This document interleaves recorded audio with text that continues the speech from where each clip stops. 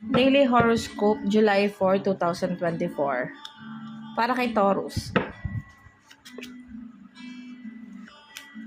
Sabi dito, Taurus, sa araw na ito, magiging maayos naman daw yung daloy ng araw natin ngayon, no? Kung may mga balak kang gawin today, like mag-a-apply ng trabaho, sabi dito, ma-achieve mo daw yun, no? Magiging successful daw yung mga plano mo today. So, i-go mo yung mga plano mo, kung balak mo magsimula, kung ano yung mga project na hindi mo natapos, tapusin mo siya ngayon kasi magiging successful daw ito. Nagkakaroon ng pagiging balanse, no? Sabi dito.